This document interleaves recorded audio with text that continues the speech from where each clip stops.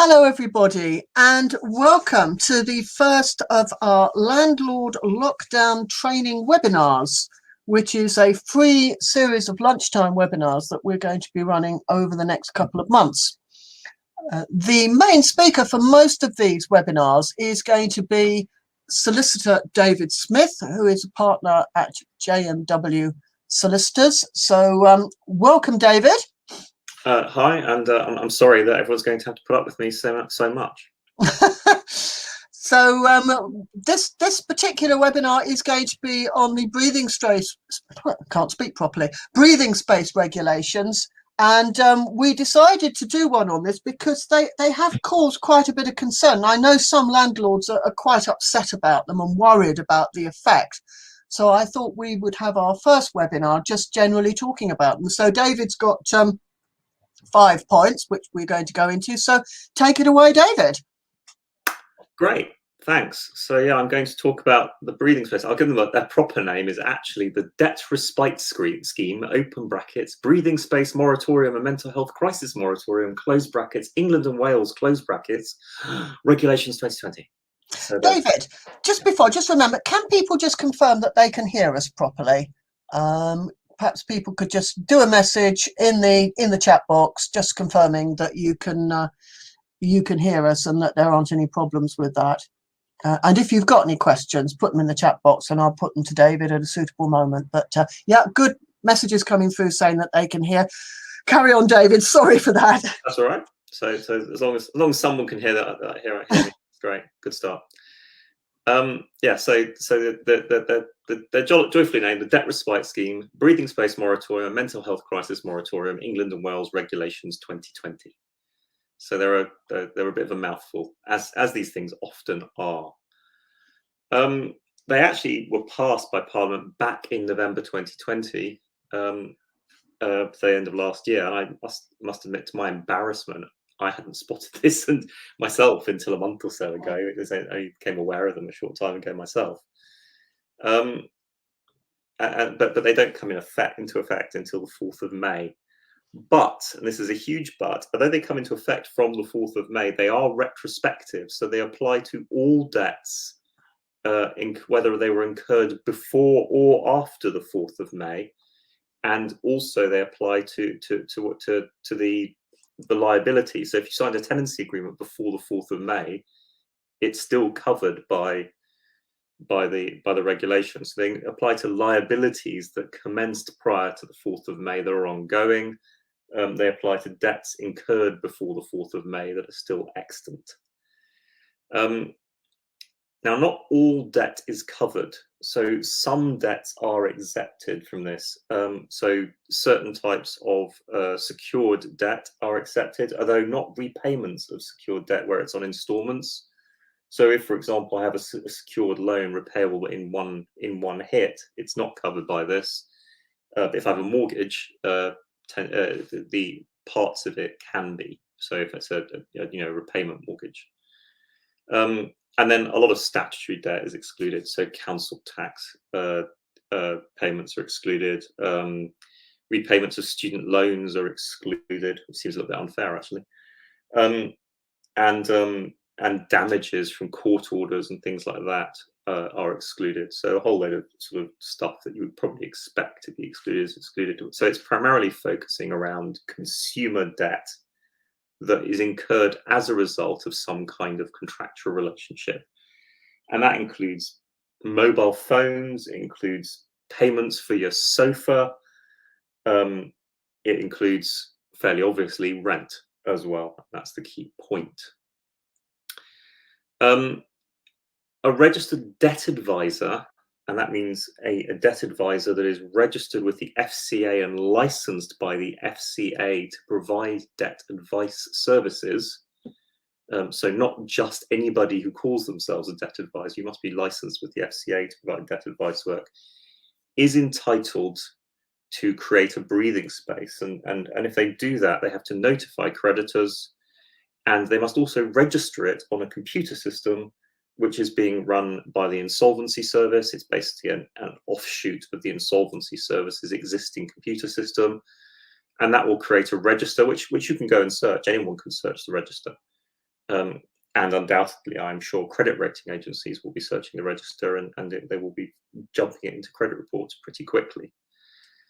But if a breathing space is created, whether it's a normal one or a mental health one, that means that debts that are subject to that breathing space cannot be pursued in any way, and you're not even allowed to write to the person regarding those debts. Any fees or interest that accrue as a result of those debts can't be pursued either, and in fact they can't be charged ever. So any fees or interest that accrue during a breathing space basically are written off.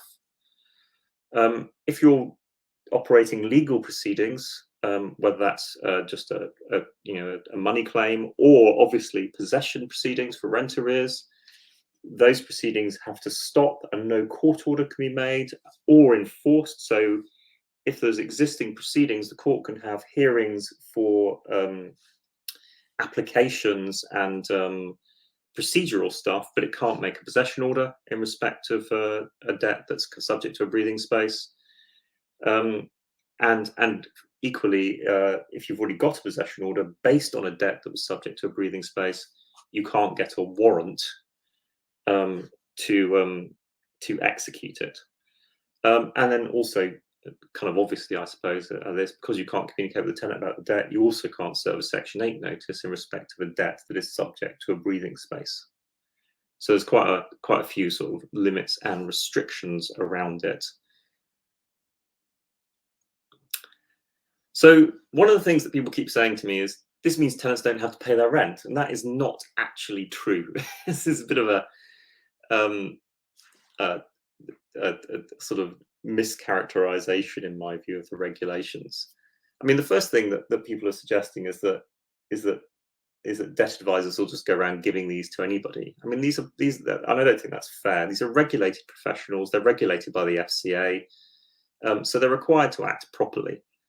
And there are a set of qualifying criteria that they must apply in order to obtain a breathing space. And those include that the breathing space is actually fair to the creditors, that it makes sense, that it's actually in the debtor's interests, and they won't always be in the debtor's interests, and that ultimately the debtor is in a position to either enter into a debt solution during the breathing space or shortly after the end of the breathing space. So the whole point of these things is to allow time for debtors to enter into some kind of solution to pay off their debts. So a debt solution does not include bankruptcy, but it does include some form of debt agreement or debt rescheduling. It does include an IVA or things like that. So all kinds of debt rescheduling deals are part of it. Now, there is a logic to this, in a sense. Obviously, one of the problems with COVID is we've had a massive increase in certain types of consumer debt in certain sectors. People are saving more because they're not spending as much, but there are people who are subject to consumer debt, and that includes obviously rent, who are unable to pay it as a result of COVID.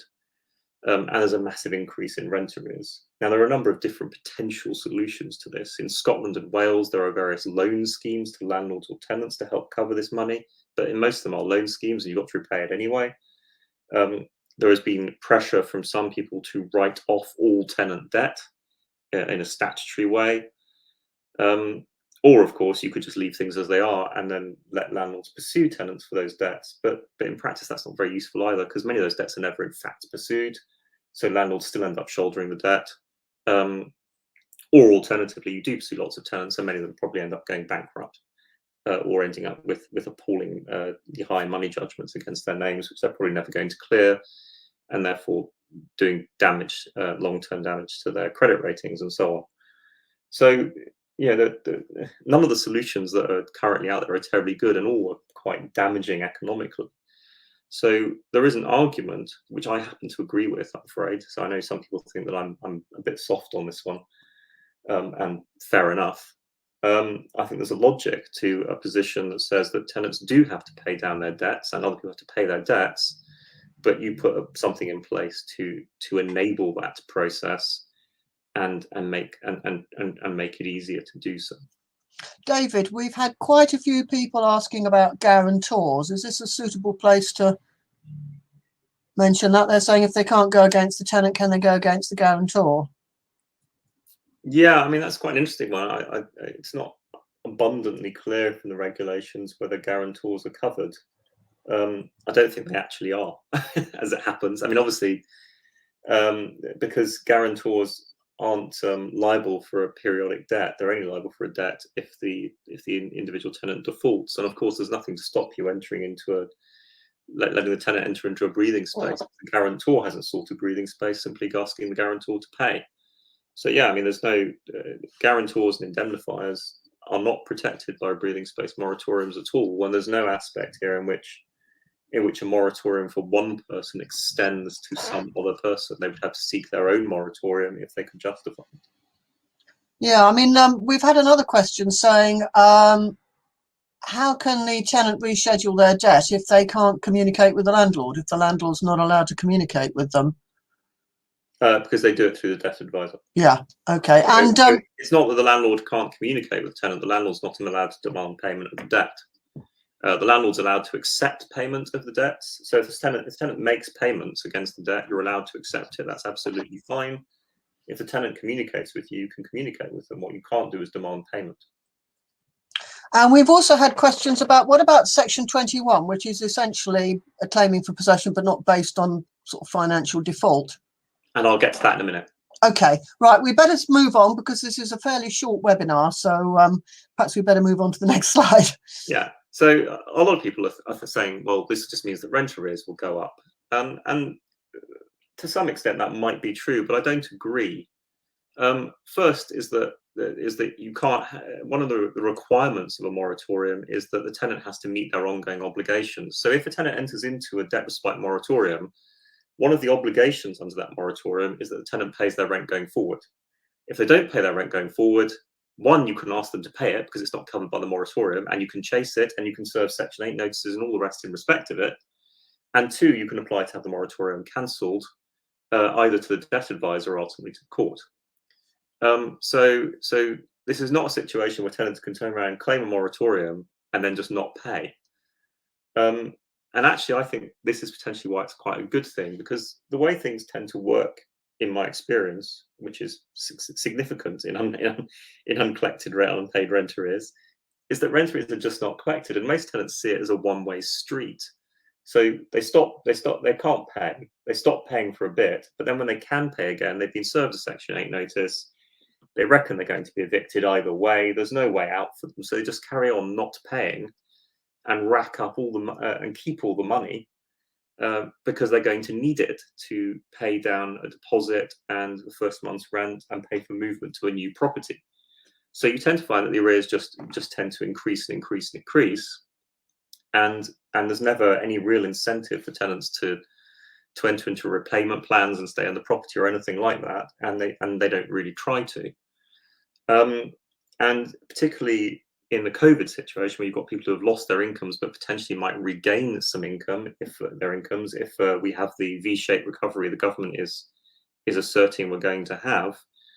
And obviously, you've got to bear in mind this is very political in nature. The government obviously is banking on a V-shaped economic recovery, and that things will be just dandy once everyone's been vaccinated, and we reach the sunlit uplands of post-COVID and post-Brexit as well, of course. So there's a possibility that people will actually be financially better off, and this will create a way out of these debts, both for tenants but also for landlords. And the reality is, given that none of this debt's collected anyway, in practice, I tend towards the view that things that are likely to lead to tenants paying down their debt and remaining in their homes are probably better for tenants and, in fact, for landlords, because that means fewer court hearings, less money paid to lawyers like myself. Although if anyone's worried, don't worry, I will have other ways to make money, I'm sure, so you don't have to worry about me. But it means less cost in the system, and more tenants staying put and hopefully reaching amicable settlements for their debts with their landlords, rather than the current situation where it just spirals out of control. Mental health debts. There is also a mental health breathing space, and some people have gone completely off the reservation about the mental health breathing space. So alongside the standard breathing space, there is a mental health breathing space, which allow tenants to be protected from rent arrears and consequences of them. These again are you can't chase for the debt, you can't pursue eviction based on the debt. They do have a separate consequence, which is the tenant is not obliged under a mental health breathing space to keep paying their rent. They don't have to pay anything. And the other problem about them is, while a normal breathing space is time limited to 60 days with a halfway review, a mental health breathing space in theory is unlimited, because it is as long as the tenant is in a mental health crisis plus 30 days. And so some people have got their knickers in a twist and said that this means that tenants will go around saying they're a bit depressed, and will try not to pay their rent for years and years and years. But this is just silly, because that's not what the regulations say. And obviously people haven't read them. I'm not surprised about that, because they're very boring. But I have read them.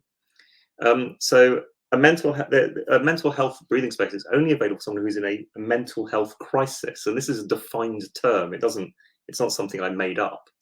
And a mental health crisis occurs where you've been hospitalized. So basically you've been sectioned and remanded into a hospital for your safety or the safety of the public. Or you have voluntarily agreed to go into hospital for your safety or the safety of the public, or where a mental health crisis team is treating you in the community as an alternative to sticking you in a hospital. So this is not in any way, shape or form, as some people I've seen have suggested on the internet, for people who are just feeling a bit depressed because of COVID and being in lockdown. It is for people who are really, really ill with serious mental health issues, and are being treated. Now, in practice, those are either short-term affairs, or they will in fact involve that person leaving the property altogether, and being placed into an institution for a longer period of time, because mental health crisis teams don't treat people in the community on a crisis basis for an extended period of time. They can't afford to. They don't have the funding. Either you get treated for a short period of time, usually no more than 4 weeks, in fact, or you go into a hospital. Those are pretty much the options. Does there have to be some sort of medical report? Yeah, absolutely. A mental health professional must set out in a report to a debt advisor that, in their professional opinion, the breathing space is necessary to assist with the mental health, and the advisor must accept that and then grant the breathing space. So it's not like your GP writes a letter saying, David Smith's a bit down in the dumps right now because he's got a lot of work on and can't leave the house. It's a mental health practitioner, a doctor, or qualified mental health nurse says David Smith has been taken away and locked up under the relevant provisions of the Mental Health Act because he is extremely ill. So it's something like it's a much more limited scope thing than many people have been suggesting. We've had one question, which actually is something I wondered about, is how do you find out about this? I mean, presumably the advisor is obliged to notify all creditors will be notified by the debt advisor. So basically, the debtor is required to tell the advisor about all their debts as part of the process, and then the advisor notifies.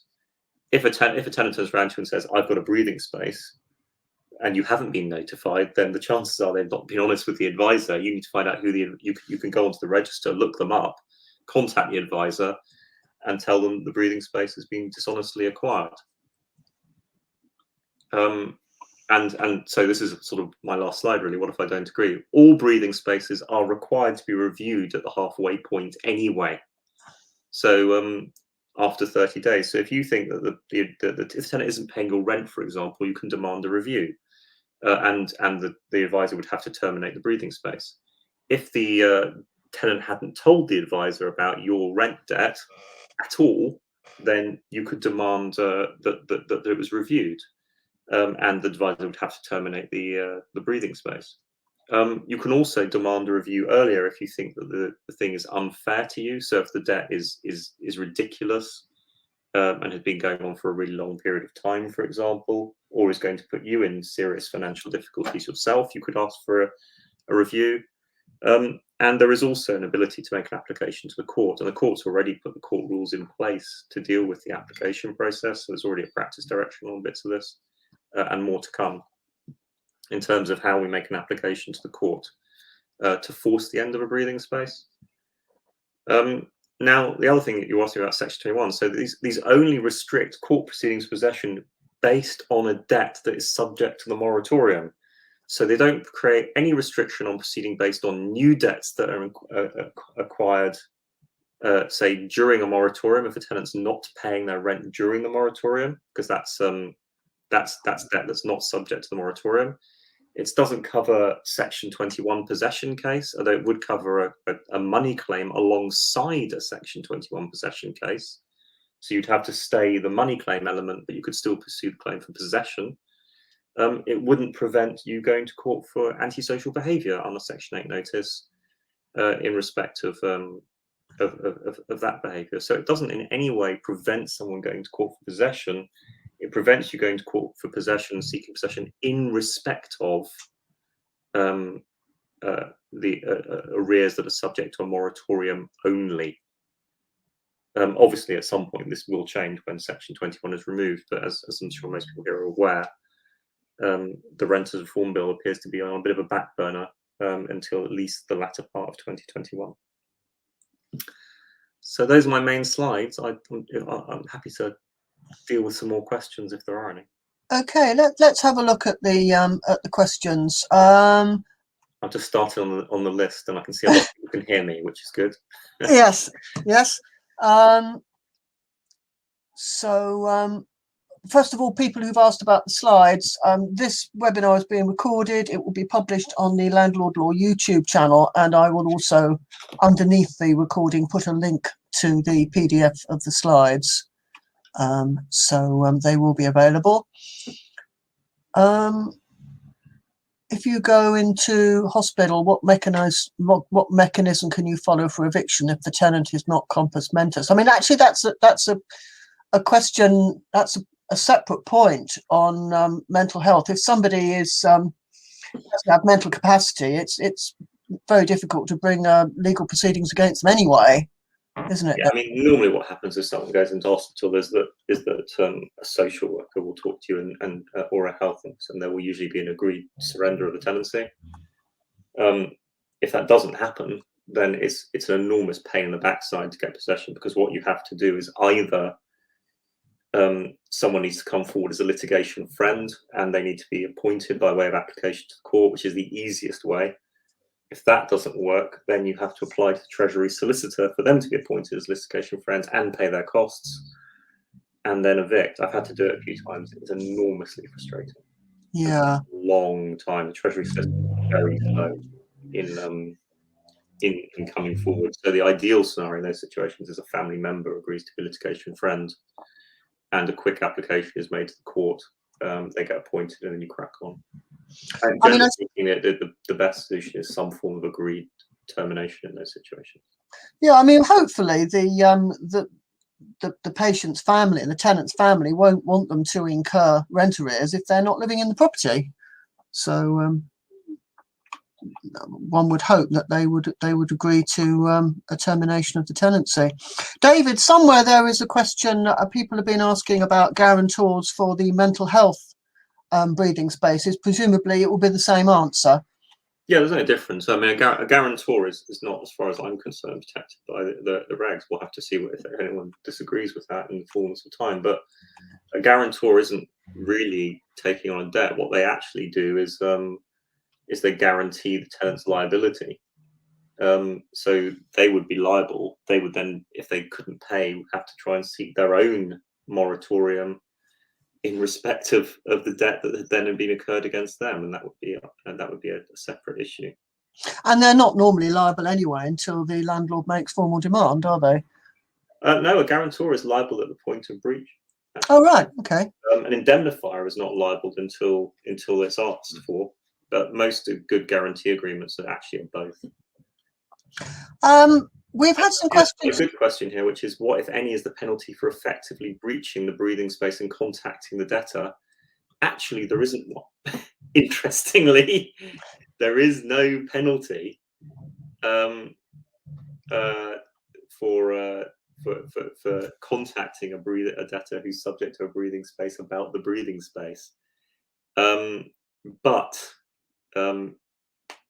if that contact, if it was a Section 8 notice or something like that, then it's invalid. So if you served Section 8 notice during a breathing space, you couldn't then rely on it in court, even though there's no, in fact, no penalty for serving it.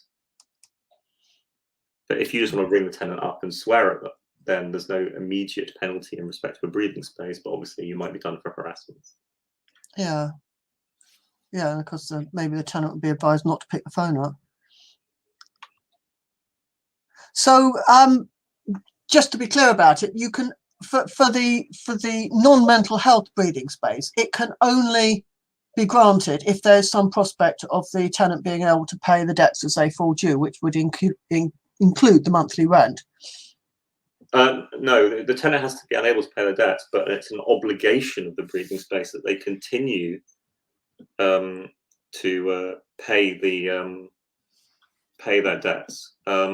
If they don't, then you would apply to the advisor. I mean, the advisor should discuss this with them and make clear to them they are required to pay it. But it's an obligation of a breathing space that you continue to pay your debts as they fall due, fresh debts, as it were. And if the tenant doesn't pay and you want to challenge it, so you go first to the debt advisor, do you? You can demand a review from the advisor, and then if you don't like their response, then you're entitled to go to court. Though I suspect, unfortunately, with the current delays on court proceedings, the debt would be long over before you got to that point. Yes. It would be more likely to be useful for things like Section 8 notices that you'd served while and asking them, the court, to allow them to be validated, because the thing should have been terminated. I see someone's asking how to access the register. I can't tell you how to access the register at the moment because it's not available online. All I know is that the insolvency service will be running it.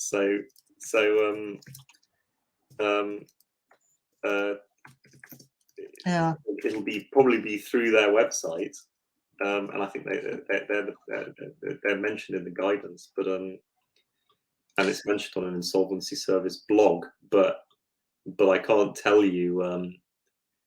Well, no doubt this will become plain. I mean, these regulations aren't going to come into force until May, so about that time there will. I mean, no doubt, David, you will be writing on the JMW blog with information about this, and I expect I will too, and various other organisations. So the information will be available at the time. I can tell you that there is a supplier called NTT Data UK Limited who was awarded a contract for 1.6 million.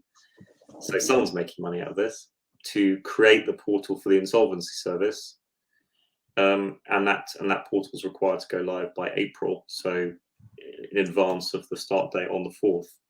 So it should be around soon. I'm not going to make any comments as to the general quality of government legal projects and IT projects and their delivery dates, but there was a contract awarded to run a portal. I mean, I should imagine to some extent it's going to actually lift off existing stuff. So hopefully it won't be quite as. Okay, we've had a couple of other questions. Jennifer says, is there an obligation for the debt advisor to keep the landlord updated with the status? No. The position is that the debt advisor is required is there to tell you that it's started. Obviously, in practice, if it ends, you'll have to be told as well. In practice, the debt advisor will inevitably be trying to contact you in principle, because the objective here is to give space for the tenant to enter into a debt solution. So the debt advisor, in principle, should be contacting the landlord to say, right, will you agree to have your rent arrears paid off at X amount per month over the next year?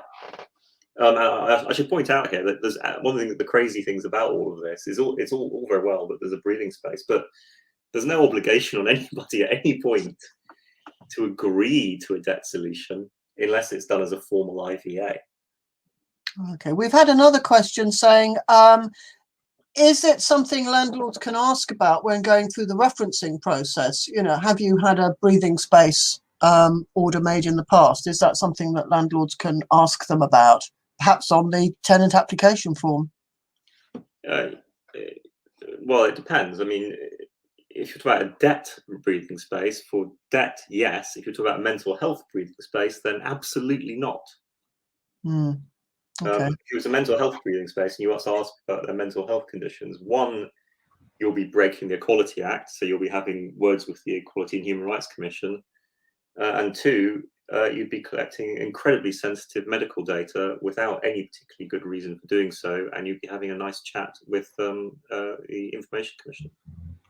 Okay. Right. Well, we've reached the hour. It's been a very interesting webinar. Thank you so much, David, for giving up your time and coming along and talking to us about these regulations, which I should emphasise will not be coming into force until May. So we don't have to worry about them just at the moment. We can't answer any more questions now because I'm about to close down. David will be doing another webinar, which is going to be on company lets in a couple of weeks' time. And the lockdown webinar next week is going to be with barrister Robert Brown, and it's going to be on issues that COVID has created in relation to eviction proceedings. And when I sign out, you should be taken to a page where you can actually sign up for that webinar if you want to. But I think there's already a sign up place on the Landlord Law blog, and I'll be mailing people about it. So thank you very much, David. I will now close down. Thank you.